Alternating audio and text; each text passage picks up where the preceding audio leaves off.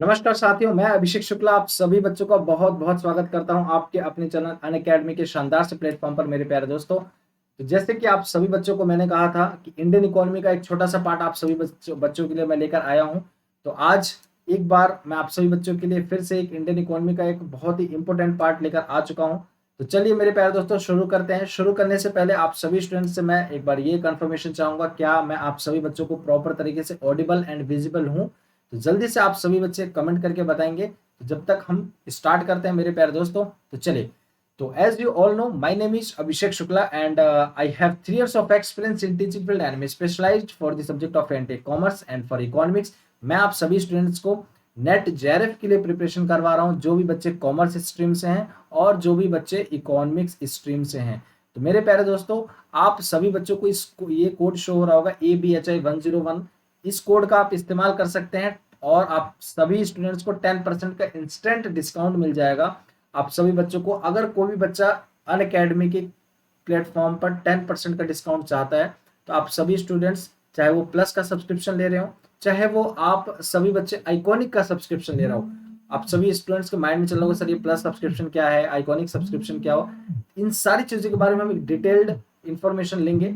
जब तक आगे बढ़ते हैं, बस इस कोड पर ध्यान रखेंगे। आप कोई भी सब्सक्रिप्शन ले रहे हैं तो आप इस कोड का जरूर से जरूर इस्तेमाल करें 10% के डिस्काउंटेड बेनिफिट पे। तो चलिए फ्रेंड्स, शुरू करते हैं। तो अगर आप लोगों को एनटी यूजीसी नेट का एग्जाम क्लियर करना है, तो आपको इंडिया के लार्जेस्ट लर्निंग प्लेटफॉर्म पर एक बार जुड़ना जरूर है। आप वो है जो कि अनअकैडमी। और आप सभी स्टूडेंट्स को बता दूं, गेट सब्सक्रिप्शन, अगर आप लोगों को क्लियर प्लस का सब्सक्रिप्शन लेना है तो जरूर से जरूर गेट सब्सक्रिप्शन पे क्लिक करेंगे। और आप सभी बच्चों को बताना चाहूंगा, perfect study partner for NTA UGC net. तो आप सभी बच्चे लोग जैसे देख पा रहे होंगे कि अगर एक आपके साथ बेस्ट पार्टनर होना चाहिए जो कि आपको सपोर्ट करता है हर चीज में, तो इसी तरीके से अगर आप लोगों को यूजीसी नेट का एग्जाम क्लियर करना है और उसके सपोर्ट में कोई है, तो आपका बेस्ट पार्टनर बन सकता है वो अनअकैडमी। तो मेरे प्यारे दोस्तों, जो भी अभी तक अनअकैडमी से नहीं जुड़े हैं, आप सभी बच्चे अनअकैडमी के लेट्स क्रैक एनटी यूजीसी का एक हमारा चैनल है, आप सभी स्टूडेंट्स जुड़ सकते हैं और सब्सक्राइब कर सकते हैं और बेल आइकन को प्रेस कर लेंगे, जिससे कि आप सभी स्टूडेंट्स को मेरी हमारी जितनी भी फैकल्टी उनकी लाइव क्लासेस की नोटिफिकेशन आप सभी बच्चों को मिल सके। ठीक है, तो चलिए मेरे प्यारे दोस्तों, आप सभी बच्चों को बताना चाहेंगे, जैसे कि यहाँ पे आप लोगों ने ये भी देखा कि आपके हर वेडनेसडे को न्यू बैचेस लॉन्च हो रहे हैं। तो कल मतलब 16 जून से आप सभी बच्चों के बैचेस भी लॉन्च हो जाएंगे। और ये आपके कुछ टॉप सब्जेक्ट्स हैं जो कि करवाए जा रहे हैं हमारे अलग अलग बेहतरीन फैकल्टीज के द्वारा। और आप सभी बच्चों को मैं बताना चाहूंगा, जिन बच्चों ने अभी तक अनअकैडमी का लर्निंग ऐप नहीं इंस्टॉल किया है, मेरे प्यारे दोस्तों, आप सभी बच्चे अनअकैडमी का लर्निंग ऐप इंस्टॉल कर लें। मैनेज गोल में आपको एनटीए यूजीसी नेट के लिए चॉइस कर लेना है मेरे प्यारे दोस्तों, और इसके बाद आपको प्लस पे क्लिक करना है अगर आप लोग प्लस का सब्सक्रिप्शन लेना चाह रहे हैं।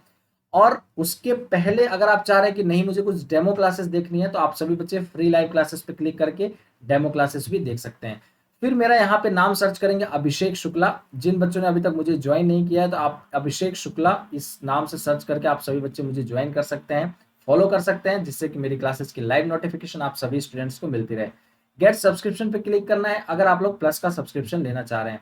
आप सभी स्टूडेंट्स को पेमेंट करने के ऑप्शंस अवेलेबल हैं बहुत सारे, debit card, credit card, EMI, UPI, wallet option, किसी भी ऑप्शन को चूज करके आप पेमेंट कर सकते हैं। और हाँ, आप सभी बच्चों को रिडीम करना नहीं भूलना है अपने क्रेडिट पॉइंट्स, क्योंकि क्रेडिट पॉइंट जैसे ही रिडीम करते हैं मेरे प्यारे दोस्तों, 10% का तो ऑफ मिलेगा मेरे इस कोड को अप्लाई करने के बाद, ABHI 101।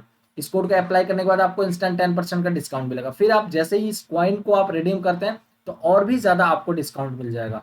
ठीक है, तो आप लोगों को कोड और पॉइंट्स को रिडीम करना नहीं भूलना है। चलिए, तो प्लस का अगर आप लोग सब्सक्रिप्शन लेते हैं तो आप सभी बच्चों को क्या क्या बेनिफिट्स हैं एक बार देख लेते हैं। तो इंडिया बेस्ट एजुकेटर के साथ आप सभी लोगों को interactive live classes, structured courses, PDFs, live test, quizzes, ये सारी चीजें, सारे बेनिफिट्स बहुत ही बेहतरीन तरीके से रेगुलर बेसिस पे आप सभी स्टूडेंट्स को मिल रही होगी अगर आप लोग प्लस का सब्सक्रिप्शन ले रहे हैं। अगर आइकॉनिक का सब्सक्रिप्शन ले रहे हैं तो आप सभी बच्चों को इंडिया बेस्ट एजुकेटर के साथ interactive live classes, structured courses, PDFs, live test, quizzes, इन सभी चीजों के साथ आपको personal coach, personal mentor provide किया जाएगा। आपके डाउट सॉल्विंग पर्सनलाइज्ड होंगे, जो भी आपको डाउट होगा वो आप सभी लोग पूछ सकते हैं।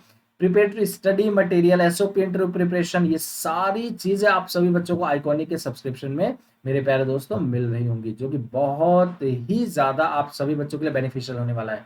तो सभी बच्चे जरूर से जरूर और जल्द से जल्द ले लें।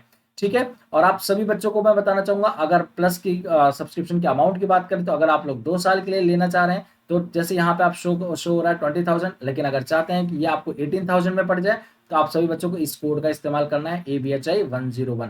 ठीक है। इसके बाद आप सभी बच्चों को अगर 1 ईयर मतलब 12 मंथ्स का लेना चाह रहे हैं तो आप लोगों को जैसे यहाँ शो हो रहा है 13,750, तो इसी तरीके से आप लोग 10% का डिस्काउंट चाहते हैं तो इस कोड का इस्तेमाल करें। ठीक है। और इसी तरीके से 6 मंथ का, तो कोई भी आप लोग प्लस कोर्स ले रहे हैं चाहे आइकॉनिक का कोर्स ले रहे हैं, आप लोग इस कोड का जरूर से जरूर इस्तेमाल करेंगे और इंस्टेंट 10% का डिस्काउंट अवेल करेंगे आप लोगों को। ठीक है। चलिए, और इसी तरीके से अगर आप लोग आइकॉनिक का सब्सक्रिप्शन लेना चाह रहे हैं तो आप लोगों को शो हो रहा होगा जैसे 2 ईयर्स का आप लोगों को 45,000, 26,000, 18,000 फॉर 6 मंथ, 12 मंथ। तो आप सभी बच्चों को 10% का इन पर भी अगर आप डिस्काउंट चाहते हैं तो आप इस कोड का इस्तेमाल करके इस प्राइस में आप अवेल कर सकते हैं सब्सक्रिप्शन अपना आइकॉनिक कोर्स के लिए।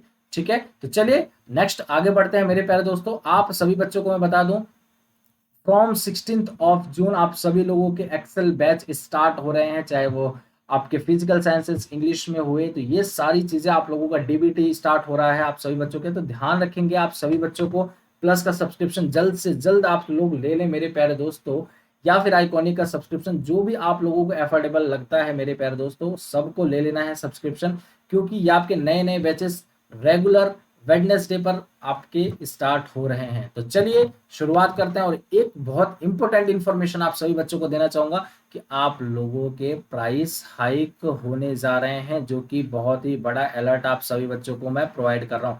सो मेरे प्यारे दोस्तों, आप सभी बच्चों को हाइक प्राइसेस पे आप लोग सब्सक्रिप्शन ना ले सकें, इससे अच्छा है कि आप लोग पहले ही आप लोगों को सब्सक्रिप्शन ले ले तो ज्यादा ही बढ़िया है।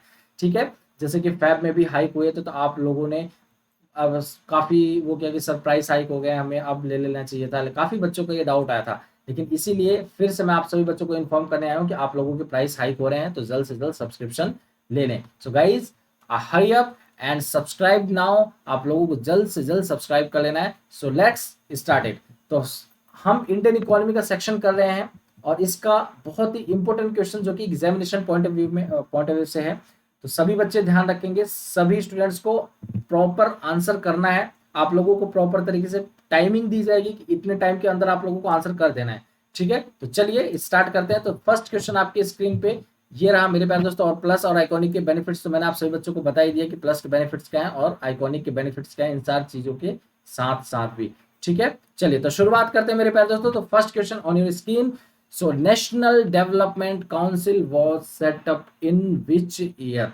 राष्ट्रीय विकास परिषद की स्थापना कौन से ईयर में की गई थी, कौन से साल की गई थी? 1948, 1950, 1951 या फिर 1952?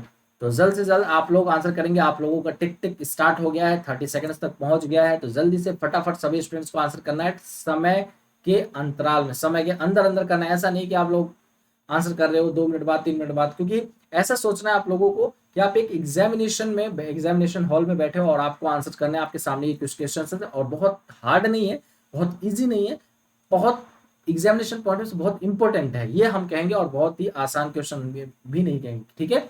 तो घबराना नहीं है, आंसर तो आप लोगों को पता लग जाएंगे। ठीक है। तो चलिए आपका आंसर जैसे कि सभी लोग देख पा रहे हैं तो 1952 will be the right answer. NDC आपका जो सेटअप किया गया था वो 1952 के अंदर सेटअप किया गया था। तो मेरे प्यारे दोस्तों, छोटा सा इंट्रोडक्शन इसके बारे में बता दूं, तो नेशनल डेवलपमेंट काउंसिल ये बनाया ही इसीलिए गया था मेरे प्यारे दोस्तों कि किस तरीके से हम अपने कंट्री को ज्यादा से ज्यादा डेवलप कर सकें, चाहे वो इंफ्रास्ट्रक्चर के एरिया में हुआ, चाहे वो हेल्थ के एरियाज में हुआ, चाहे वो एजुकेशन के एरिया में हुआ, चाहे वो आपके इंडस्ट्रीज के एरिया में हुआ। तो काफी चीजें हमारी कंट्री, क्योंकि 1947 में हमारी कंट्री आजाद हुई, हमारे पास उतने ज्यादा रिसोर्सेस अवेलेबल नहीं थे, कुछ रिसोर्सेस थे तो उनका हमें यूटिलाइज कैसे करना है ऑप्टिमाइज तरीके से, वो सारी चीजें हमें उन सब का नॉलेज नहीं था। तो इन सारी चीजों को माइंड में लेते हुए हमने सोचा कि एक ऐसा हम लोगों को परिषद बनाया जाए या एक ऐसे इस तरीके के काउंसिल बनाया जाए जिससे ज्यादा से ज्यादा हमारे राष्ट्र का डेवलपमेंट हो सके। तो ये 1952 में इस परिषद का स्थापना की गई, जिसके वजह से हमारे कंट्री में फिर नए नए पॉलिसीज प्लानिंग कमीशन आए, फिर उसमें क्या क्या हमें बदलाव लेकर आना है हमारे कंट्रीज के अंदर, किस किस चीज पर हमें काम करना है, वो सारी चीजें हम डिसाइड करने लगे। ठीक है मेरे प्यारे दोस्तों, तो इस क्वेश्चन का आंसर जो हो जाएगा 1952 will be the right answer, जो आपका एनडीसी नेशनल डेवलपमेंट काउंसिल है। चलिए नेक्स्ट क्वेश्चन की तरफ चलते हैं। तो नेक्स्ट क्वेश्चन आपके स्क्रीन पे ये रहा, economic planning is a subject of, जो आप आर्थिक योजना एक बनाते हो वो किस चीज का विषय है? मतलब ये जो इकोनॉमिक प्लानिंग है कौन बनाता है? यूनियन लिस्ट, जो कि सेंट्रल गवर्नमेंट, समझ पा रहे हैं? यूनियन लिस्ट मतलब जो सेंट्रल गवर्नमेंट, ऐसे ऐसे कुछ लिस्ट होते हैं जो कि सेंट्रल गवर्नमेंट इस पर बिल बना सकती है, एक्ट बना सकती है। या फिर स्टेट लिस्ट जो राज्य बनाते हैं, या फिर कंकरेंट लिस्ट जिसमें राज्य का भी मिलन होता है और आपका स्टेट का भी, राज्य का भी और सेंट्रल का भी मिलन होता है। मतलब क्या, स्टेट एंड सेंट्रल दोनों ही मिलकर किसी बिल पर काम करते हैं। या फिर unspecified in special list.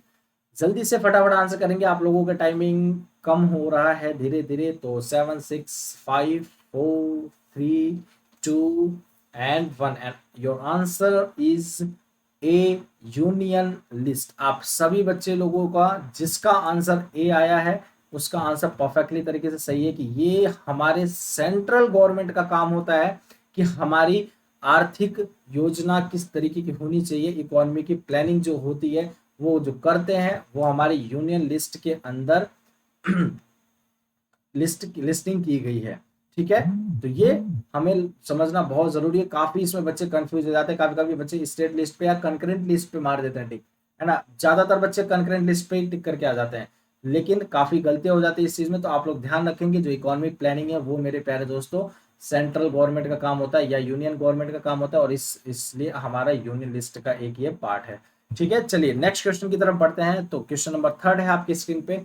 For internal financing of 5-year plans, the government depends on taxation only, taxation and public borrowing and deficit financing, taxation, public borrowing and deficit financing. I hope so आप सभी बच्चों को deficit financing का मतलब public borrowing का तो मतलब जानते ही होंगे आप सभी बच्चे कि जब हम पब्लिक से पैसे बोरो करते हैं, जब हम पब्लिक से पैसे बोरो करते हैं मतलब चाहे ओपन मार्केट ऑपरेशन का काम कर रहे हो, चाहे अपने शेयर्स इशू कर रहे हो, है ना, मतलब किसी भी तरीके से हम डिबेंचर्स इशू कर रहे हो, गवर्नमेंट अपने डिबेंचर्स बॉन्ड्स इशू करती है, किसी भी तरीके से अगर पब्लिक से बोरो करती है पैसा तो उसको बोलते हैं पब्लिक बोरोइंग। डेफिशिएट फाइनेंसिंग आप सभी बच्चों को मतलब पता ही होगा कि हमारे पास जब घाटा हो जाता है, मतलब खर्चे ज्यादा हो जाते हैं, इनकम कम होता है, तो हमारे पास घाटा हो जाता है। तो उस घाटे को किस तरीके से हम पूर्ति कर सकें या हम किस तरीके से हमें उसको मतलब फुलफिल करना है। जैसे हमने 100 रुपए हमारे पास इनकम आया, 100 रुपए हमारे पास रिसिप्ट है, जैसे कि हम यहाँ पे एक बार एग्जांपल लेते हैं। मान लीजिए गवर्नमेंट के पास भी दो पार्ट होते हैं, एक रिसिप्ट का होता है, एक आपके पास, या एक ये कहें कि एक रेवेन्यू का होता है, एक एक्सपेंडिचर का होता है। अब मान लीजिए रेवेन्यू आपके पास आया सिर्फ 100 रुपए, ठीक है, और एक्सपेंडिचर आपने कर दिया 150 रुपए। ठीक है, एक छोटा सा एग्जाम्पल लेते हैं, मान ली आया 100 रुपए रेवेन्यू और एक्सपेंडिचर आपने 150 का कर दिया, तो कहीं ना कहीं आपको 50 रुपए क्या है मेरे प्यारे दोस्तों, घाटा है, आपके लिए डेफिशिएट है। ठीक है, हमारी इकोनॉमी की लैंग्वेज में इसको क्या बोलते हैं, घाटा को क्या बोलते हैं बच्चे, डेफिशिएंट बोलते हैं या डेफिशिएंसी बोलते हैं। तो अब इस 50 रुपए को किस तरीके से फुलफिल किया जाए, इसी को बोलते हैं डेफिशिएंट फाइनेंसिंग। किस तरीके से फाइनेंसिंग किया जाए, किस तरीके से फाइनेंस किया जाए, इसी को बोलते हैं डेफिशिएंट फाइनेंसिंग। अब वो तरह तरह के आइडियाज अपनाती है, चाहे वो आपका हो गया लग्जरी गुड्स पे ज्यादा टैक्स लगा देना, चाहे वो आपका डिसइन्वेस्टमेंट का काम करना हो गया। तो बहुत सारे एग्जाम्पल्स हैं जिनको हम समझ सकते हैं, और उन एग्जाम्पल्स के थ्रू हमारी गवर्नमेंट भी समझकर इस डेफिशिएट को फाइनेंस करती है और प्रॉपर तरीके से फुलफिल करती है। आई होप सो सभी बच्चों को क्लियर हो रहा होगा, और इसका आंसर आपका क्या हो जाएगा बच्चे, टैक्सेशन ओनली। हमारी जो इंटरनल फाइनेंसिंग 5 ईयर प्लान है वो टोटली जो सरकार डिपेंड है वो हमारी टैक्सेशन ओनली, टैक्स, कर धन केवल, कर धन केवल, मतलब क्या, सिर्फ टैक्स टैक्स पर डिपेंडेंट होती है। ठीक है, चलिए नेक्स्ट क्वेश्चन की तरफ बढ़ते हैं। तो the national development council gets its administrative support from, जो हमारा राष्ट्र विकास परिषद को प्रशासनिक सहायता मिलती है वो कहाँ से मिलती है? प्लानिंग कमीशन से, फाइनेंस कमीशन से, एडमिनिस्ट्रेटिव रिफॉर्म्स कमीशन से, या फिर सरकारिया कमीशन, योजना आयोग, वित्त आयोग, प्रशासनिक सुधार आयोग, या फिर सरकारिया आयोग? तो जल्दी से फटाफट बताएंगे सभी बच्चे आंसर, ज्यादा समय नहीं लेंगे। चलिए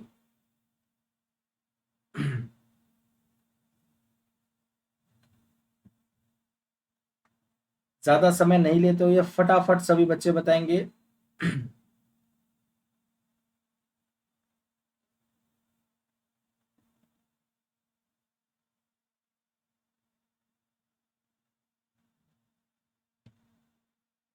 और सबसे आंसर आपको पहला दिखा है वो है प्लानिंग कमीशन। इसको जो हमारे एनडीसी नेशनल डेवलपमेंट काउंसिल है उसको जो सपोर्ट मिलता है हमारे कहाँ से मिलता है बच्चे सपोर्ट? प्लानिंग कमीशन से सपोर्ट मिलता है। और किस चीज का सपोर्ट मिलता है? एडमिनिस्ट्रेटिव और प्रशासनिक सहायता मिलती है आपके नेशनल डेवलपमेंट काउंसिल को। ठीक है, किसके द्वारा किसके द्वारा दी जाती है मेरे प्यारे दोस्तों? प्लानिंग कमीशन के द्वारा। ध्यान रखिए, किसके द्वारा? प्लानिंग कमीशन के द्वारा। चलिए नेक्स्ट क्वेश्चन की तरफ बढ़ते हैं। और नेक्स्ट क्वेश्चन आप सभी बच्चों के स्क्रीन पे, the 5 year plans of India intend to develop the country industrial through which sector? Bharat की पंचवर्षीय योजना का उद्देश्य देश को औद्योगिक रूप से विकसित करना है। सार्वजनिक क्षेत्र पब्लिक सेक्टर को, प्राइवेट सेक्टर को, public private joint cooperative sectors को, increasing collaboration with non resident Indians. सार्वजनिक क्षेत्र, निजी क्षेत्र, सार्वजनिक निजी संयुक्त और सहकारी क्षेत्र, अनिवासी भारतीयों के साथ सहयोग बढ़ाना। तो जल्दी से फटाफट आंसर करेंगे सभी स्टूडेंट्स, जल्दी से। एंड कोई भी बच्चे को अगर किसी भी प्रकार का इशू है तो आप कमेंट बॉक्स में कमेंट करके पूछ सकते हैं। ठीक है, किसी बच्चे को अगर किसी भी प्रकार का कुछ इशू है, अगर कुछ पूछना है तो ठीक है। चलिए जल्दी से। और ये आंसर आप सभी बच्चों का आंसर जिन्होंने सी आंसर किया है, पब्लिक, सार्वजनिक, निजी, संयुक्त और सहकारी क्षेत्र, public private joint and cooperative sectors के ऊपर हमारा 5 years प्लान्स का आपका मतलब ये कहें कि हमारे जो 5 years प्लान्स रखा गया था हमारे देश के अंदर, उसका जो मेन इंटेंशन था वो ये था कि कैसे हमारे कंट्री को इंडस्ट्रियली तरीके से डेवलप किया जा सके ज्यादा से ज्यादा। और वो किसके द्वारा मतलब डेवलप किया जा सके? पब्लिक सेक्टर में भी, प्राइवेट सेक्टर में भी, जॉइंट सेक्टर में भी और कोऑपरेटिव सेक्टर में भी। ठीक है, तो ये हमारे 5 year प्लान्स का सबसे मेन इंटेंशन था। क्लियर है सभी बच्चों को? तो आपका आंसर क्या हो जाएगा बच्चों? The public private joint and cooperative sectors will be the right answer. Clear है? चलिए नेक्स्ट क्वेश्चन की तरफ बढ़ते हैं। The planning commission is a ministry, a government department, an advisory body and autonomous corporation. योजना आयोग है, एक मंत्रालय है, एक सरकारी विभाग है, या एक सलाहकार निकाय है, या एक स्वायत्त निगम है। ऑटोनोमस कॉर्पोरेशन जो इंडिपेंडेंट है। ठीक है, स्वायत्त। जल्दी से फटाफट सभी स्टूडेंट्स आंसर करेंगे।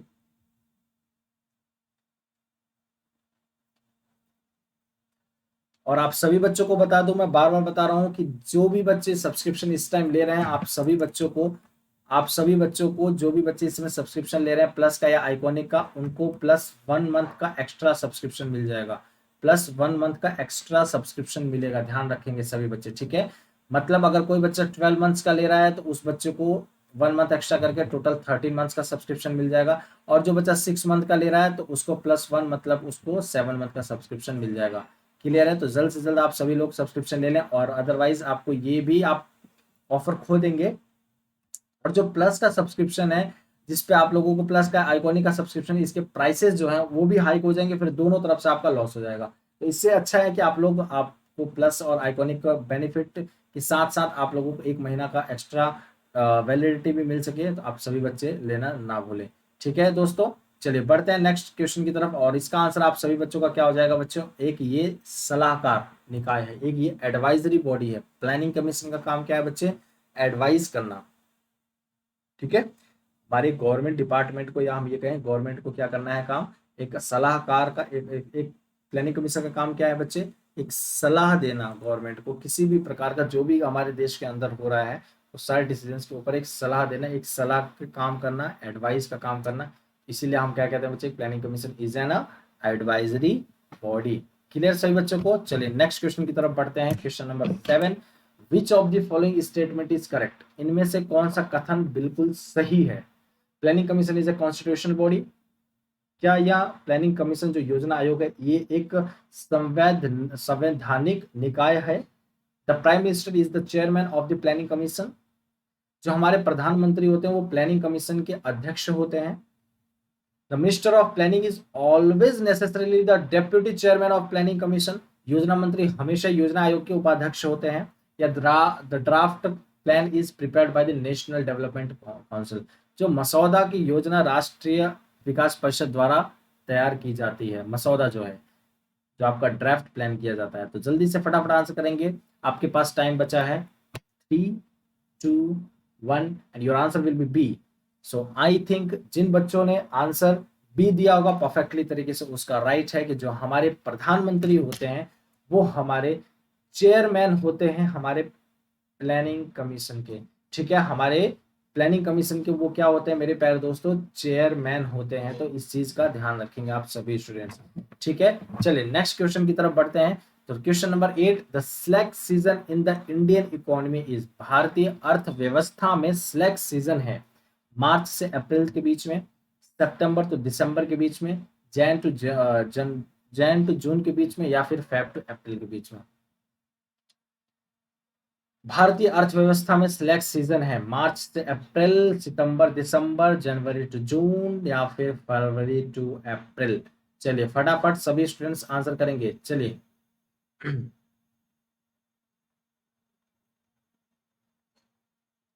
और सभी बच्चों को मैं बार बार बता रहा हूं, आप लोगों को 1 मंथ एक्स्ट्रा सब्सक्रिप्शन मिल रहा है और प्राइसेस भी आपके हाइक हो रहे हैं। जिन बच्चों को 1 मंथ एक्स्ट्रा सब्सक्रिप्शन लेना है, अब आपका कोरोना का केसेस भी कम हो रहे हैं तो एग्जामिनेशन होने के चांसेस ज़्यादा हैं। जल्द से जल्द आप लोगों को उम्मीद करते हैं कि एग्जामिनेशन के डेट आ जाए, और हालांकि जब भी होगा उसके 15 दिन पहले ही इन्फॉर्म किया जाएगा, ऐसा हमारे पास ऑलरेडी नोटिफिकेशन आ गया था। उम्मीद करते हैं जल्द से जल्द आपका एग्जाम हो और आप लोगों की भी एक टेंशन दूर ही हो, है ना। ठीक है, तो जैन टू जून आपका ये परफेक्टली तरीके से आंसर हो जाएगा। क्लियर है सभी बच्चों को, the slack season in the Indian economy is Jan to June. चलिए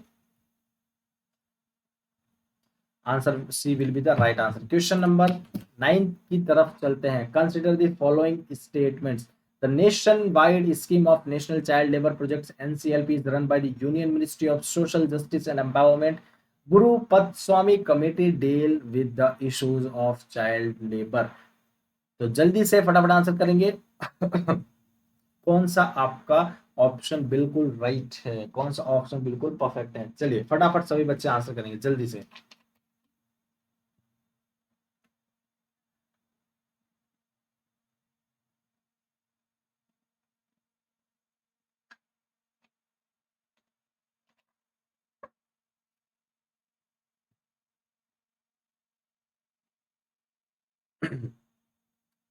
तो जिन्होंने आंसर 1 और 2 दिया है उनका आंसर बिल्कुल परफेक्टली राइट है।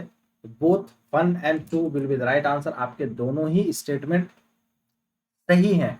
जो हमारी NCLP है वो union ministry of social justice and empowerment के अंदर आती है। वो मतलब रन किया जाता है कि जो भी आपसे चाइल्ड से रिलेटेड कोई भी इशू होता है। गुरु पद्स्वामी कमेटी एक ऐसा कमेटी है जो कि डील करता है, हमारे कंट्री के अंदर काफी ऐसा जगह होता है कि 18 साल से नीचे वाले जो भी बच्चे होते हैं उनसे भी काम करवाया जाता है, उनको काम पर भेज दिया जाता है। तो उनके फेवर में कुछ ऐसे इश्यूज हो जाते हैं, या हम ये कहें उन इश्यूज से लड़ने के लिए एक कमेटी बनाई गई है, उन इश्यूज को सॉल्व करने के लिए एक कमेटी बनाई गई है। उस कमेटी को हमने नाम दिया है गुरु पद्स्वामी कमेटी। हमने मतलब गवर्नमेंट ने नाम दिया है गुरु पद्स्वामी कमेटी। इस कमेटी में यही है कि कैसे हमारे जो चाइल्ड लेबर है, जो चाइल्ड लेबर करवाया जा रहा है हमारे देश में या करवाया जाता है अगर, तो उस इश्यूज को कैसे हैंडल करना है, वो सारा हैंडलिंग का काम हमारे गुरु पद्स्वामी कमेटी का है। क्लियर है? तो answer C will be the right answer. आपका दोनों ही ऑप्शन, दोनों ही पॉइंट बिल्कुल परफेक्टली राइट है। चलिए नेक्स्ट क्वेश्चन की तरफ चलते हैं। Question number 10, which of the following groups of state has the largest concentration of rural poor and people living below the poverty line? निम्नलिखित राज्यों में से किस समूह में ग्रामीण गरीबों और गरीबी रेखा से नीचे रहने वाले लोगों की संख्या सबसे अधिक है? मेरे प्यारे दोस्तों, आप सभी लोगों को पता है, एक होते हैं अबव द पोवर्टी लाइन जिसको हम बोलते हैं APL, जिनका कार्ड भी बनता है APL के नाम से, और एक होते हैं बिलो द पोवर्टी लाइन। अच्छा, ये डिसाइड कैसे होता है कि कौन बिलो है कौन अबव है? तो बच्चों गवर्नमेंट एक ना लाइन डिसाइड करती है। लाइन का मतलब ऐसा नहीं कोई लाइन खींच देती है, नहीं, एक लाइन डिसाइड करती है। लाइन का मतलब ये एक मार्जिन डिसाइड करती है कि किसी एक नॉर्मल इंडिविजुअल की जो इनकम है, किसी जो नॉर्मल इंडिविजुअल की इनकम है, जिन बच्चों का आंसर डी है बिल्कुल राइट है। ठीक है, आंध्र प्रदेश, कर्नाटका, तमिलनाडु, जिन बच्चों का आंसर डी है बिल्कुल परफेक्टली राइट है। तो चलिए मैं आप सभी बच्चों को डिफाइन कर दूं कि क्या होता है। जिन इंडिविजुअल की जैसे एक लाइन मतलब गवर्नमेंट एक मार्जिन डिसाइड करती है कि मान लीजिए गवर्नमेंट डिसाइड करती है कि 100 रुपए पर डे इनकम, ठीक है, 100 रुपए पर डे इनकम होनी चाहिए। तो अगर, या फिर कैलोरी डिसाइड करती है कि 2200 कैलोरीज आपको पर डे लेना है, किसी एक इंडिविजुअल को मतलब मिलना चाहिए। तो या फिर 100 पर डे उसकी इनकम नहीं हो रही है, 2200 कैलोरीज उसको नहीं मिल पा रही है। तो अगर ये नहीं मिल पा रही है तो ये क्या है बच्चे, एक मार्जिन है। अगर नहीं मिल पा रही है तो ये आपके वो सारे इंडिविजुअल बिलो पॉवर्टी लाइन होंगे। ये इस लाइन को क्या बोलते हैं, पॉवर्टी लाइन, ठीक है। अगर इसके नीचे है तो ये क्या कहलाएंगे बच्चे, बिलो पॉवर्टी लाइन। अगर 100 रुपीज कमा ले रहे हैं, ठीक है, अगर वो कमा ले रहे हैं 100 रुपीज, और या मानिए कि 100 ऊपर से ऊपर कर रहे हैं, मान लीजिए 150 रुपये अर्न कर रहे हैं, या फिर 200 प्रॉपर तरीके से मिल रहा है उनको, तो उनको बोलते हैं बच्चों अबव दी पॉवर्टी लाइन, APL बोलते हैं। क्लियर है मेरे प्यारे दोस्तों, सभी बच्चों को क्लियर है। तो एक लाइन डिसाइड करती है, उसी लाइन से हम डिसाइड कर पाते हैं कि कौन पुअर बिलो पॉवर्टी लाइन है, कौन अबव पॉवर्टी लाइन है, ठीक है। ये गवर्नमेंट के द्वारा हमारे डिसाइड किया जाता है। क्लियर है सभी बच्चों को। तो आपका आंध्र प्रदेश, कर्नाटका, तमिलनाडु, ये 3 ऐसे स्टेट हैं जहां पे हमें जो ग्रामीण गरीबों का समूह है वो उन पे पॉवर्टी लाइन, मतलब बिलो दी पॉवर्टी लाइन, हमें, या हम ये कहें कि आपको संख्या जो है, जो कि बिलो पॉवर्टी लाइन वाले हैं, जो ग्रामीण समूह के, वहां पे हमें इन राज्यों में ज्यादा देखने को मिलते हैं, आंध्र प्रदेश, कर्नाटका और तमिलनाडु में।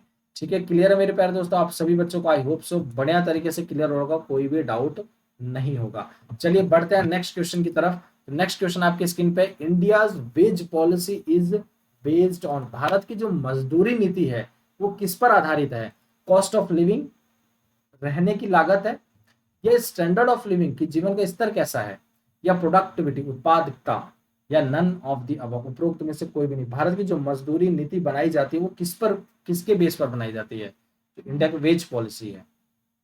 देखते हैं कौन से बच्चे जल्दी से जल्दी आंसर करते हैं और करेक्ट आंसर करते हैं, ये बहुत जरूरी है, करेक्ट आंसर होना बहुत जरूरी है।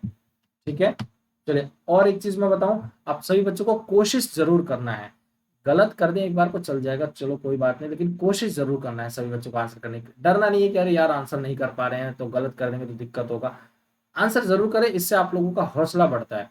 तो देखते हैं आंसर, आई होप सो सभी बच्चों का आ गया होगा, कि जिन बच्चों का आंसर मेरे प्यारे दोस्तों कॉस्ट ऑफ लिविंग है, मतलब क्या, जिन बच्चों के रहने की लागत का आंसर ए है, मतलब जिन्होंने ए पे टिक किया है, बिल्कुल परफेक्टली राइट है मेरे प्यारे दोस्तों। सो इंडिया की जो वेज पॉलिसी है वो उनके कॉस्ट ऑफ लिविंग से डिसाइड की जाती है। ठीक है, उनकी जो रहने की लागत है, मतलब रहने की, मतलब रहने की खर्चे कितने आ रहे हैं, उस पर उनकी वेज पॉलिसी डिसाइड की जाती है।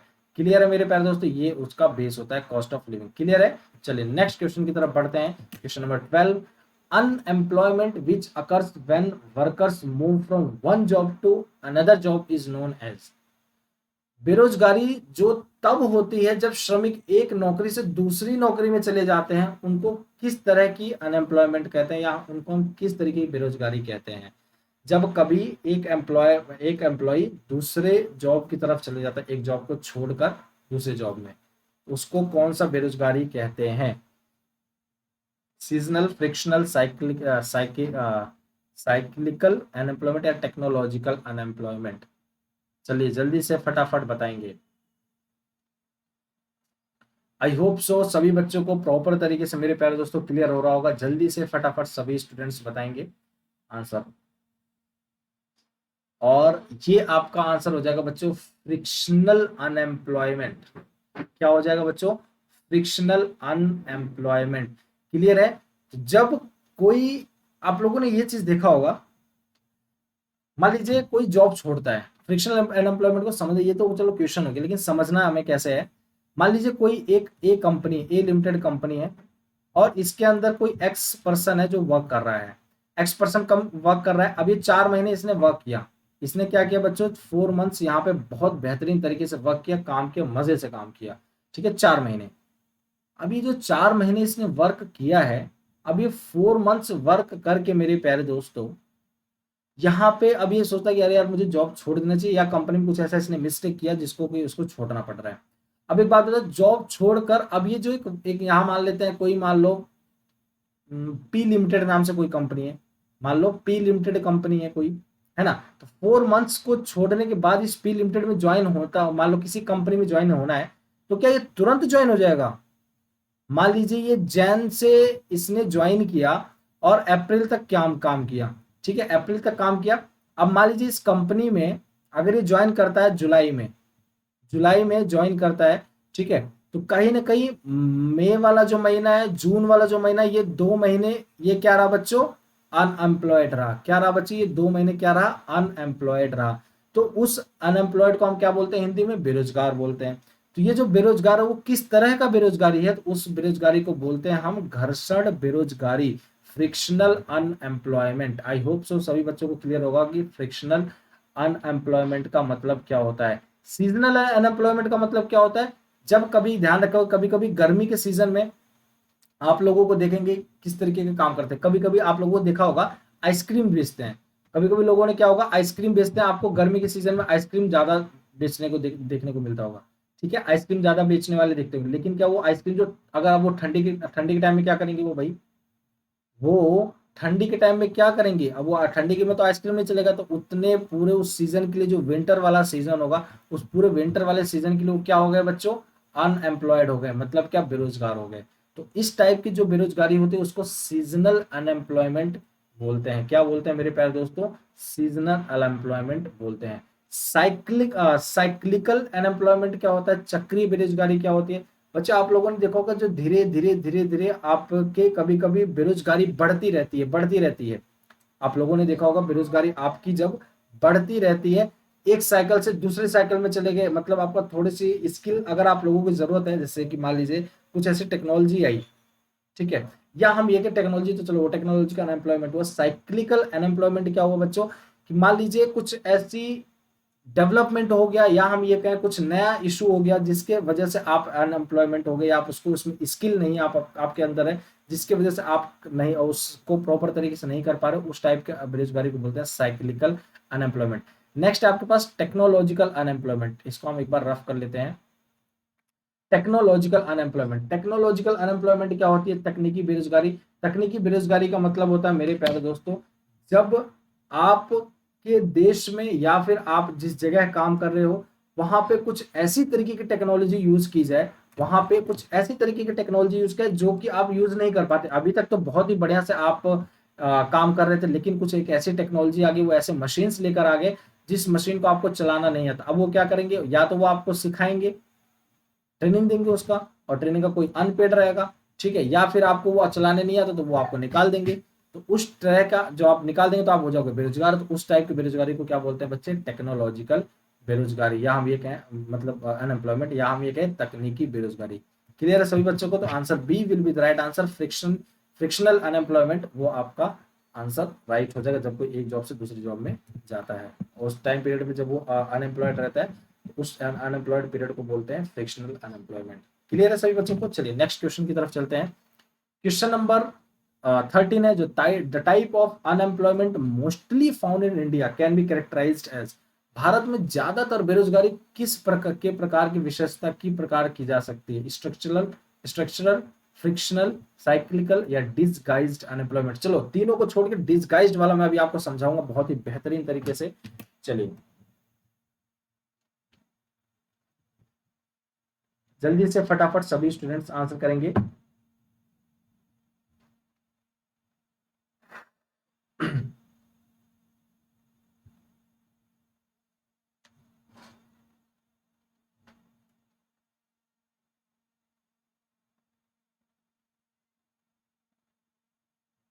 और आपका इसका आंसर क्या हो जाएगा मेरे प्यारे दोस्तों? Answer number D. बहुत ही ज्यादा सुना जाता है इस आंसर को भाई। डिसगाइज्ड अनएम्प्लॉयमेंट क्या होती है? काफी बच्चों का डाउट रहता है सर डिसगाइज्ड अनएम्प्लॉयमेंट का मतलब क्या होता है, क्योंकि इसका आंसर वैसे भी इस क्वेश्चन को लाया ही एक्चुअली में इसीलिए गया था कि मैं आप सभी बच्चों को डिसगाइज्ड अनएम्प्लॉयमेंट का मतलब समझा सकूं। बच्चों देखो डिसगाइज्ड अनएम्प्लॉयमेंट का कोई बहुत हार्ड मतलब नहीं होता, मतलब इसका बस इतना ही होता है, आप एक एग्जाम्पल से समझे। मान लीजिए ये एक फील्ड है, खेत है, ठीक है, खेतों में काम होता है ना। वहां पे इस खेत को जो मैक्सिमम इस अगर प्रॉपर तरीके से यूटिलाइज किया जा सके, मतलब यूटिलाइज कहने का मतलब ये है कि प्रॉपर तरीके से अगर यहाँ पे काम किया जा सके, बहुत ही बढ़िया तरीके से हम इसको उपजाऊ जमीन बना सकते हैं और यहाँ से हम खेत को यूज कर सकते हैं। मैक्सिमम 10 लोगों को हम अगर यहाँ पे लगाए हैं, मैक्सिमम कितने लोगों को बच्चे, 10 लोगों को लगाए, तो ये हमारा मैक्सिमम तरीके से यूटिलाइज हो सकता है ऑप्टिमाइज तरीके से। तो ये तो नॉर्मल चीज है, कोई बात नहीं।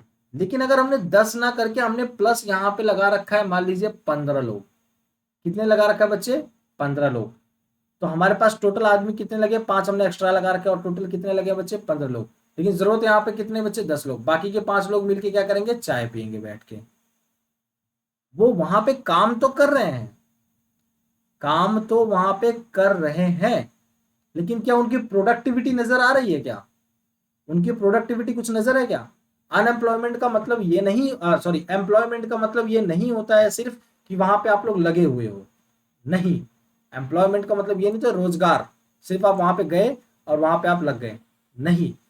आपका मतलब ये होता है आप सैलरी रिसीवर। आपका एम्प्लॉयमेंट का मतलब होता है जहां से आपको रोजगार दिया जाए और उस रोजगार के बिहाफ पे कुछ प्रोडक्टिविटी निकल के आए, आपके बिहाफ से कुछ प्रोडक्टिविटी निकल के आए। अब आप एक बात बताओ, जहां 10 लोग हैं, जहां 10 लोगों को मैक्सिमम, आप अगर वहां 8 भी लगाते हो तो चल जाएगा, मैक्सिमम 10 लोगों से अच्छी प्रोडक्टिविटी निकल के आ रही है और 5 आप एक्स्ट्रा लगा रखे हो, तो वो 5 लोग एक तरह के बेरोजगार ही हैं, काम नहीं कर रहे, काम अगर कर भी रहे हैं तो वो तरह के बेरोजगारी है। 5 लोग मिलकर बस चाय पियेंगे, ठीक है, तो 5 लोग क्या है बच्चे, बेरोजगार हैं। उस टाइप की बेरोजगारी को बोलते हैं डिस्गाइज्ड अनएम्प्लॉयमेंट, जहां पे रिक्वायरमेंट कम हो लेकिन लगा ज्यादा रखा है हमने, रिक्वायरमेंट कम हो लेकिन हमने लगाया ज्यादा है, ऐसे टाइप के बेरोजगारी को बोलते हैं डिसगाइज्ड बेरोजगारी या डिसगाइज्ड अनएम्प्लॉयमेंट या प्रच्छन्न प्रच्छन्न बेरोजगारी। ठीक है, क्लियर है आप सभी बच्चों को। तो इस तरीके का बेरोजगारी हमें ज्यादा देखने को मिलता है। वो जेसीबी वाला काफी नहीं चला था कि जेसीबी की जब खुदाई हो रही थी तो अब इतने हमारे देश में बेरोजगार हैं कि जाके आराम से देख रहे हैं। तो कहीं ना कहीं वो सारी चीजें हमें यहाँ पे समझने की जरूरत है। ठीक है, चलिए, क्लियर है सभी बच्चों को डिसगाइज्ड डिसगाइज्ड अनएम्प्लॉयमेंट। चलिए नेक्स्ट क्वेश्चन की तरफ बढ़ते हैं। क्वेश्चन नंबर नेक्स्ट है आपके स्क्रीन पे, ये है कि a very rapid growth in prices in which money loses its value to the point where even barter may be preferable is known as. कीमतों में बहुत तेजी से वृद्धि जिसमें पैसा अपना मूल्य उस बिंदु तक खो देता है, कीमतों में बहुत तेजी से वृद्धि जिसमें पैसा अपना मूल्य उस बिंदु तक खो देता है जहां वस्तु विनिमय भी बेहतर हो सकता है, के रूप में माना जाता है। उसको हम क्या बोलते हैं, इन्फ्लेशन, हाइपर इन्फ्लेशन, डिफ्लेशन या फिर डिस इन्फ्लेशन। चलिए फटाफट बताएंगे। इन्फ्लेशन के कई पार्ट होते हैं, कॉस्टफुल इन्फ्लेशन भी होता है, अलग अलग तरीके के पार्ट है। इसको हम एक किसी दिन कॉन्सेप्ट जब हमें समझना होगा तो उस पर हम बात करेंगे और बढ़िया से समझेंगे। ठीक है, तो कभी कभी ऐसा होता है भाई महंगाई में कि पैसे की जो वृद्धि होती है वो इस तरीके की हो जाती है कि उस बिंदु तक वो अपना मतलब कहने का कि जो एंड पॉइंट तक होता है कि हाँ इतने तक वृद्धि होनी चाहिए, इतना तक इंक्रीमेंट होना चाहिए, लेकिन उससे कहीं ज्यादा वो वृद्धि हो जाता है। हाइपर का मतलब क्या होता है, कोई चीज बढ़ जाता है। हाइपर का मतलब क्या होता है, इन्फ्लेशन चलो ठीक है, इतना हमने डिसाइड किया था, इतना अगर हो रहा है तो चलो ठीक है। अगर हम ये कह रहे हैं कि कोई 10 वाली चीज अगर 12 में हो जा रही है तो एक बार को सोचते हैं चलो ठीक है भाई। लेकिन अगर 10 वाली चीज अगर वो भैया आपको 28 रुपए में मिलने लगे, अगर 10 रुपए की चीज अगर आपको 28 रुपए मिलने लगे, आपको अभी ये देख के ही खुद से अंदर हाइपर हो गए होगे आप। मतलब क्या, कहीं ना कहीं हाइपर वाली थिंकिंग आ गई होगी। 28, 10 से 12 हुआ है, चलो ठीक है, 28, तो मतलब क्या, इस टाइप की महंगाई को बोलते हैं हाइपर इन्फ्लेशन। क्या बोलते हैं बच्चों, हाइपर इन्फ्लेशन। क्लियर है, तो ये हमें समझने की जरूरत है। क्लियर है सभी बच्चों को। ठीक है, तो यहाँ पे क्या होता है बच्चे, आपकी जो मनी की जो वैल्यू होती है वो क्या हो जाती है बच्चे, गिर जाती है। जब मनी की वैल्यू गिर जाती है इसका मतलब क्या है, मनी की वैल्यू गिरने का मतलब ये होता है मेरे प्यारे दोस्तों कि आपकी परचेजिंग पावर गिर गई। आप कहीं ना कहीं आप ऐसे समझो, कोई चीज 10 रुपए की मिल रही थी, आप उसको, वो चीज 10 रुपए की मिल रही थी, आप 10 रुपए का एक बिस्किट मिल रहा था, तो आप उस बिस्किट को 5 पैकेट खरीद के लेके आते थे अपने घर में, बढ़िया से लाते थे एकदम, 5 पैकेट खरीद के, वो 10 रुपए की जब मिलती थी। ठीक है, अब एक बात बताओ, आपकी ये जो 10 रुपए वाली चीज है ना, अब वो हो गई है 28 रुपए में, क्योंकि मैं 12 रुपए की बात नहीं कर रहा हूँ यहाँ, हाइपर इन्फ्लेशन का समझा रहा हूँ ना मैं। तो 28 रुपए में हो गई, तो कहीं ना कहीं आपकी प्राइस की वैल्यू, प्राइसेस इतने बढ़ गए, मनी की वैल्यू इतनी, मनी का प्राइस इतना बढ़ गया है कि आपकी उसकी जो वैल्यू है वो कम हो गई है, उसकी जो वैल्यू है वो कम हो गई है, जिसके कारण आपकी परचेजिंग पावर कम हो गई है। तो अब आप क्या करोगे, कहीं ना कहीं जहां आप 5 पैकेट 50 रुपए में खरीदते थे, अब आपको वो चीज कहीं ना कहीं आपको कितने में मिल जाएगा बच्चे, 100 या 8×5 = 40, 140 रुपए में मिलेगा। समझ रहे हो? तो कहीं ना 140 रुपए में आपको यहाँ कहाँ 50 रुपए, कहाँ 140 रुपए, तो आप क्या करोगे, 2 या फिर 3 पैकेट ही खरीदोगे या 2 पैकेट ही खरीदोगे। ठीक है भाई, तो आप ये जो 3 पैकेट या 2 पैकेट खरीद रहे हो, कहीं ना कहीं आपका 5 से परचेजिंग पावर घट गई। तो परचेजिंग जो पावर है, जो पीपी, जो आपका परचेजिंग पावर है, जब आपकी घट जाती है, वो कब घटती है, जब आपका इन्फ्लेशन होता है। अब जब वो और भी ज्यादा आपकी घट जाए purchasing power, inflation next level पे चली जाती है, हाइपर हो जाता है, उस टाइप के इन्फ्लेशन को बोलते हैं हाइपर इन्फ्लेशन। क्लियर है आप सभी बच्चों को? क्लियर है आप सभी स्टूडेंट्स को? कोई दिक्कत तो नहीं है? तो hyper inflation will be the right answer. Clear है? चलिए नेक्स्ट क्वेश्चन की तरफ बढ़ते हैं, क्वेश्चन नंबर 14। तो question number 14, inflationary gap is a situation characterised by. मुद्रास्फीति की खाई एक ऐसी स्थिति है जिसकी विशेषता है excess of aggregate demand over aggregate supply at the full employment level. पूर्ण रोजगार स्तर पर समग्र आपूर्ति पर सकल मांग की अधिकता। Gap between galloping inflation and run away inflation. सरपट मुद्रास्फीति और भगोड़ा मुद्रास्फीति के बीच का अंतर। या फिर इन्फ्लेशन कपल्ड विद रिसेशन, मुद्रास्फीति मंदी के साथ युग्मित, या फिर इन्फ्लेशन कपल्ड विद रिसेशन। तो आप जल्दी से फटाफट इसका आंसर करेंगे, या inflation that usually prevails in the developing country. तो जल्दी से मेरे प्यारे दोस्तों फटाफट आंसर करेंगे। आप सभी स्टूडेंट्स के पास ओनली 4 सेकंड्स बच रहे हैं, और 1 सेकंड, एंड आप सभी स्क्रीन पे आंसर शो हो गया होगा। जिन बच्चों का आंसर परफेक्टली तरीके से राइट ए है, तो आप सभी बच्चों का आंसर ए बिल्कुल परफेक्टली तरीके से करेक्ट शो हो रहा होगा। क्लियर है? तो answer A will be the right answer. जिन्होंने अभी तक इसका आंसर ए दिया है, उनका आंसर बिल्कुल करेक्ट है। क्लियर है सभी स्टूडेंट्स को? कोई भी किसी भी प्रकार का अगर आप लोगों को मेरे प्यारे दोस्तों डाउट होता है, तो आप पूछ सकते हैं कमेंट बॉक्स में कमेंट करके। And I hope so inflationary gap, ये सारी चीजें आपको, इन सब का कॉन्सेप्ट बिल्कुल परफेक्टली तरीके से क्लियर होगा, कोई भी डाउट नहीं होगा इसमें। और जिस दिन मैं आप सभी बच्चों को इन सब का कॉन्सेप्ट स्टार्ट करूंगा पढ़ाना, हालांकि हमारे पास एक न्यू एजुकेटर भी आ गए हैं, ठीक है, जिनको आप लोग अभी जानते ही होंगे, हमारी सावेरी सरगम मैम है, जो कि बहुत ही बेहतरीन, बहुत ही एक्सपीरियंस्ड फैकल्टी है हमारी टीम की। और आप सभी लोग जरूर उनसे इकोनॉमिक्स पढ़ाना ना भूलें, बहुत ही बेहतरीन, बहुत ही क्वालिफाइड एजुकेटर हैं, बहुत ही बेहतरीन तरीके से आप सभी बच्चों को इकोनॉमिक्स का सेक्शन कंप्लीट करवा रही हैं। ठीक है मेरे प्यारे दोस्तों, तो उनको जरूर ज्वाइन करें और आप रेगुलर बेसिस पे तैयारी करें। बाकी मैं ये सारी चीजें तो आपको करवा ही रहा हूं। चलिए नेक्स्ट क्वेश्चन की तरफ बढ़ते हैं। नेक्स्ट क्वेश्चन है आपके स्क्रीन पे, question number 16। Which of the following is wrongly matched, निम्नलिखित में से कौन सा गलत सुमेलित किया गया है। Depression, insufficient demand causing large scale unemployment of man and machinery over a long period of time. अवसाद, अपर्याप्त मांग के कारण लंबे समय से पुरुषों और मशीनरी की बड़े पैमाने पर बेरोजगारी हो रही है। क्लियर है? तो जल्दी से फटाफट आंसर करेंगे, आपका टाइम चल रहा है। Recession, reduction in demand and production investment over a short period of time. Stagflation, slow pace of economic activity due to falling prices.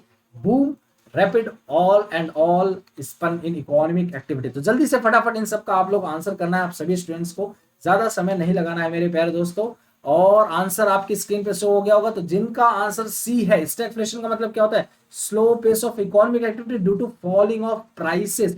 आपका जो इकोनॉमिक एक्टिविटी है वो धीरे धीरे कम हो गया, क्यों? क्योंकि प्राइसेस कम हो रही हैं आपकी। सिंपल सी बात है, अगर प्राइसेस कम होंगे, सिंपल सी बात है भाई, ध्यान समझना, प्राइसेस कम होंगी, ठीक है, तो कहीं ना कहीं, क्यों, कहीं ना कहीं आपकी इकोनॉमिक एक्टिविटी भी कम हो रही होगी।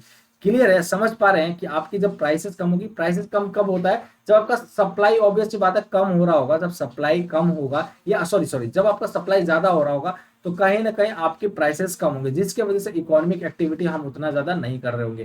क्लियर है? तो slow pace of economic activity due to falling prices, prices कम होने के वजह से जब आपकी एक्टिविटी कम होगी। ध्यान से समझना, इस बात को समझने वाली बात है कि अगर प्राइसेस कम होंगी तो हम क्या करेंगे बच्चे, सप्लाई ज्यादा करेंगे। या सप्लाई का कॉन्सेप्ट एक बार याद रखो, इकोनॉमी में सप्लाई क्या कहता है कि when we supply more and more, when producer think about that I need to supply more and more, when he will have the option for purchasing for producing more and more. उसको ज्यादा से ज्यादा कब produce करना है मेरे प्यारे दोस्तों, जब उसको प्राइसेस ज्यादा होंगी उसकी। समझ पा रहे? जब उसकी प्राइसेस ज्यादा होंगी, मार्केट से उसको लगता है कि कोई चीज 10 रुपए का है, अब वो चीज वो 15 में बिक सकती है, तो हम क्या करेंगे, उसको ज्यादा से ज्यादा सप्लाई करेंगे। ज्यादा से ज्यादा सप्लाई करने का मतलब ज्यादा से ज्यादा रोजगार पैदा करना, ज्यादा से ज्यादा आप लोग एम्प्लॉयमेंट लेकर आओगे, ज्यादा से ज्यादा लोग आप हायर करोगे।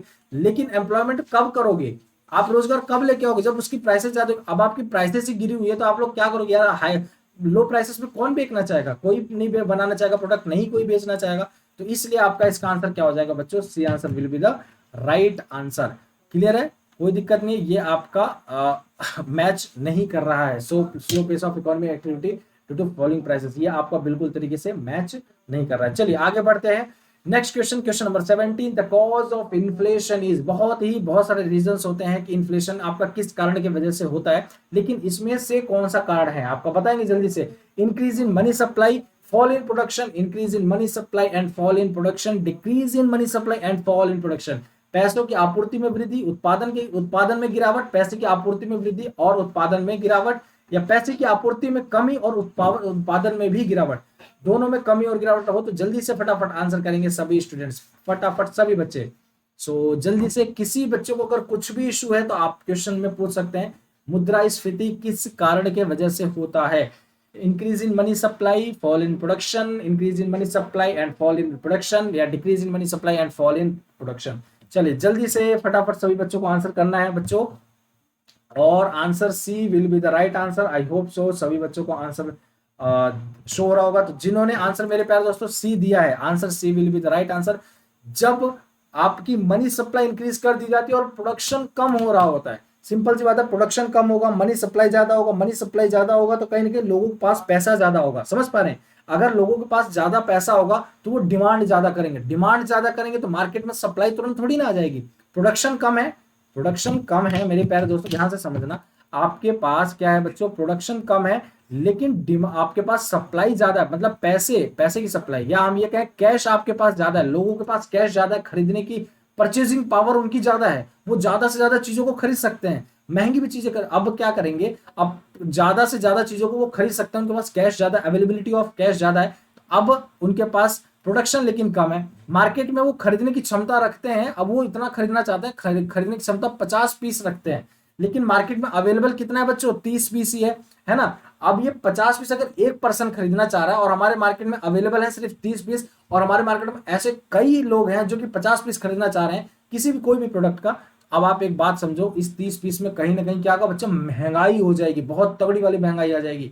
तो लोग क्या करेंगे, कहीं ना कहीं इसी चीज को हम क्या बोलते हैं बच्चे, इन्फ्लेशन बोलते हैं। मनी सप्लाई की जब इंक्रीज कर दी जाती है, या फिर हम प्रोडक्शन, अब हमारा हमें क्या बच्चा करना पड़ेगा, हमें प्रोडक्शन बढ़ाना पड़ेगा, या फिर हमें प्राइसेस बढ़ाने पड़ेंगे। ठीक है, प्राइसेस बढ़ाएंगे उसी को हम बोलते हैं इन्फ्लेशन, या फिर हम ये कहें महंगाई जब हो जाएगी तो इसी को हम क्या बोलते हैं, इन्फ्लेशन। क्लियर है सभी बच्चों को। चलिए नेक्स्ट क्वेश्चन, क्वेश्चन नंबर 18 की तरफ चलते हैं, तो फटाफट आंसर करना है।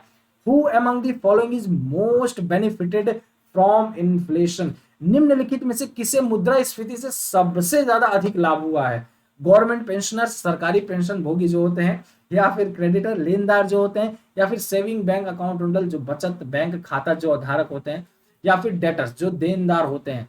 तो आपके इन्फ्लेशन जब मार्केट में होता है तो उसके वजह से किसको ज्यादा लाभ हुआ होता है या फिर लाभ हुआ है। तो जल्दी से फटाफट आंसर करेंगे सभी स्टूडेंट्स, ज्यादा समय नहीं लेते हुए सभी बच्चों को आंसर करना है फटाफट, ज्यादा समय नहीं लेंगे सभी बच्चे सभी बच्चों को आंसर करना है। और आप सभी बच्चों को अगर किसी भी प्रकार का कोई भी डाउट होता है तो मेरे प्यारे दोस्तों आप लोग पूछना ना भूलें, जरूर कमेंट बॉक्स में कमेंट करके आप लोग पूछें क्वेश्चंस के बारे में जरूर। ठीक है, चलिए तो आपका आंसर क्या हो जाएगा मेरे प्यारे दोस्तों, डी। डेटर्स जो लोग होते हैं, देनदार जो लोग होते हैं। कौन होता है डेटर भाई, देनदार। जैसे मैं हूं, मैंने अगर किसी को 1 लाख रुपए का उधार दिया है, मैंने किसी को अगर 1 लाख रुपए का उधार दिया है, 1 लाख रुपए का उधार दिया है किसी को, ठीक है, अगर उधार दिया, मान लीजिए मेरा नाम ए है, या हम एक एग्जांपल, चलो मेरा तो छोड़ो, मैं कहाँ 1 लाख रुपए आप लोगों को ला के दूंगा भाई।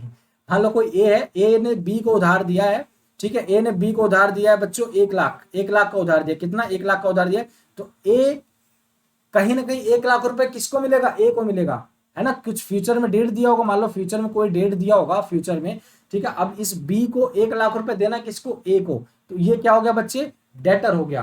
क्या हो गया मेरे प्यारे दोस्तों, ए क्या हो गया बच्चों, डेटर हो गया। क्लियर है, तो ये जो देनदार होते हैं उसको बोलते हैं डेटर्स। क्लियर है, चलिए नेक्स्ट क्वेश्चन की तरफ चलते हैं। क्वेश्चन नंबर 19 है, which of the following group suffer the most from inflation.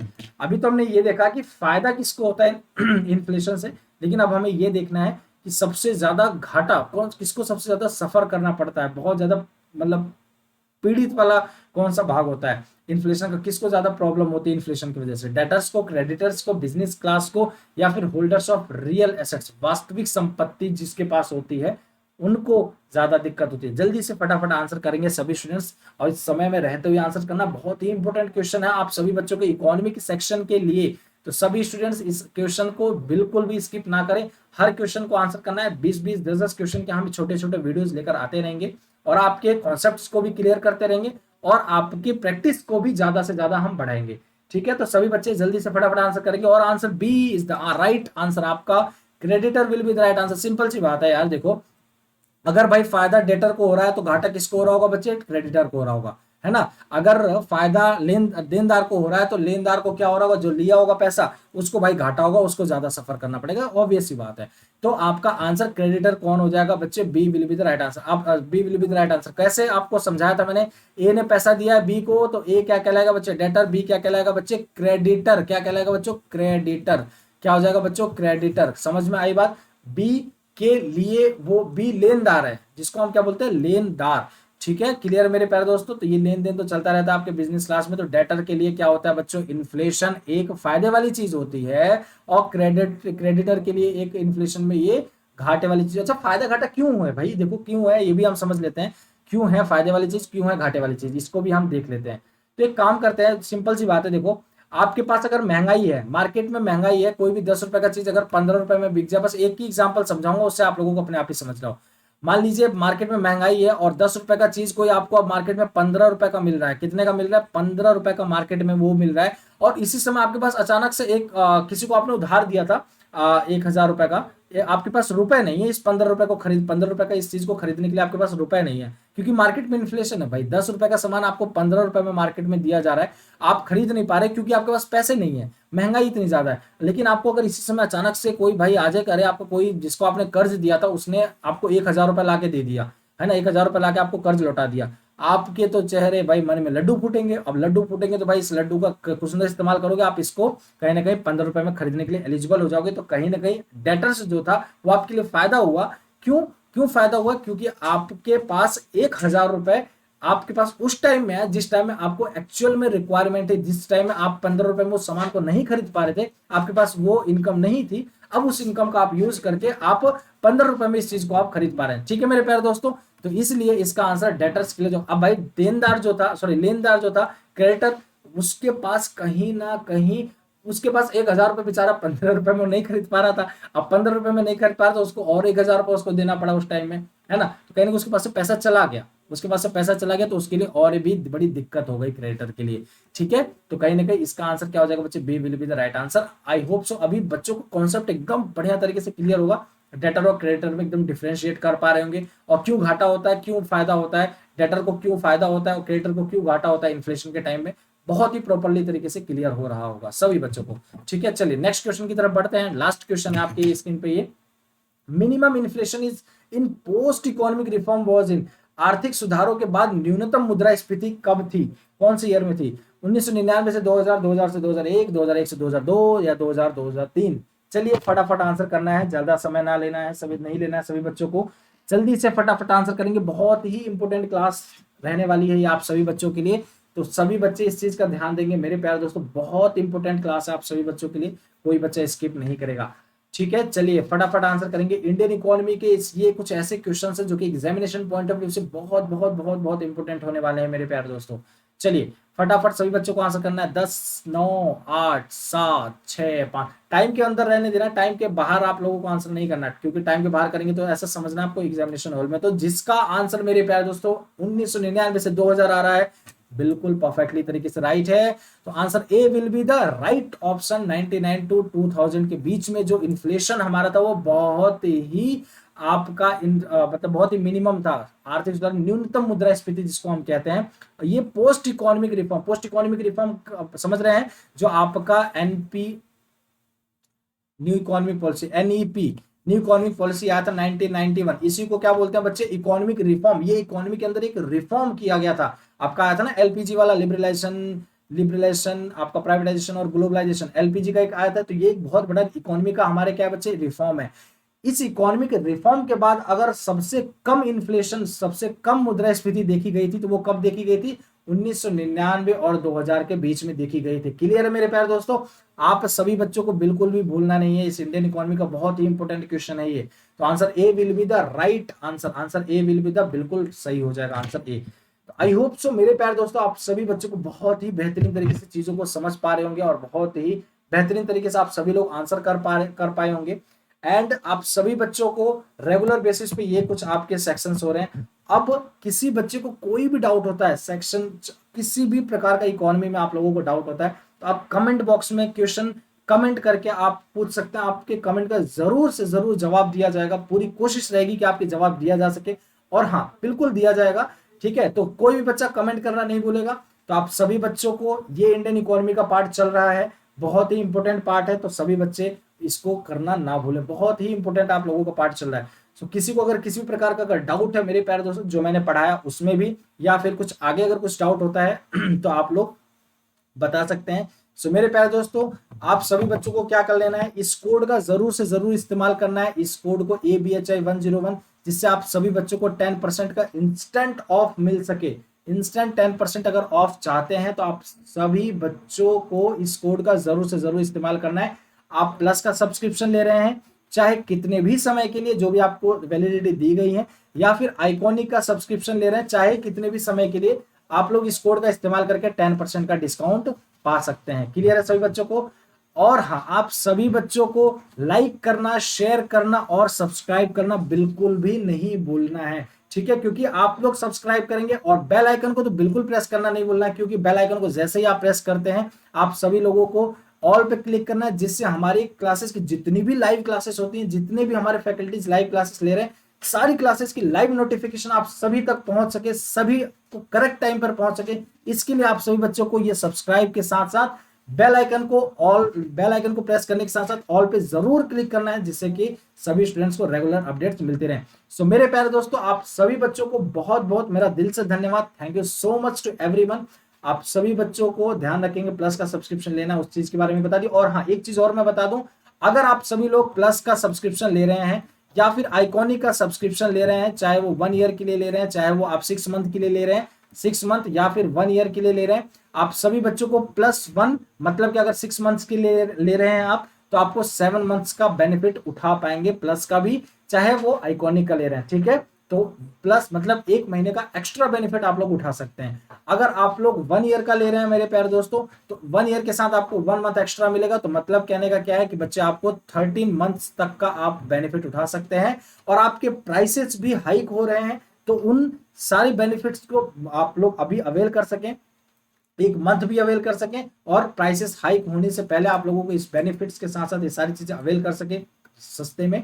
और सबसे बड़ी चीज को 10% का और डिस्काउंट भी मिल सके, उस कोड का इस्तेमाल भी कर सके। ये सारी चीजें आप लोगों को मैं यहाँ पे बता रहा हूँ, क्योंकि आपके प्राइसेस हाइक हो रहे हैं मेरे प्यारे दोस्तों, तो जल्द से जल्द आप सभी बच्चों को परचेज कर लेना है। ठीक है मेरे प्यारे दोस्तों, आई होप सो सभी बच्चों को क्लासेस पसंद आई होंगी, आप लोगों को इंटरेस्टिंग लगी होगी, मजा आया होगा आप लोगों को क्लासेस में, आप लोगों को कुछ ना कुछ यहाँ से मिला होगा। तो मिलते हैं नेक्स्ट क्लास में, जब तक के लिए आप सभी बच्चों का दिल से बहुत बहुत धन्यवाद। Thank you so much. Like करना ना भूले अगर वीडियो पसंद आई हो, और शेयर करना भी ना भूले अपने रिलेशन में, अपने फ्रेंड में, जिसको भी लगता है कि आपको कि वो उस बंदे तक वो चीज अगर पहुंच जाए और उसको यहाँ से कुछ मिलेगा, तो जरूर आप इसको शेयर करें। और सब्सक्राइब करना नहीं भूला, सब्सक्राइब के साथ बेल आइकन को प्रेस करना नहीं भूलना, जिससे कि आपको हमारी सारी क्लासेस की लाइव अपडेट, लाइव नोटिफिकेशन आप सभी लोगों को रेगुलर बेसिस पे मिलती रहे।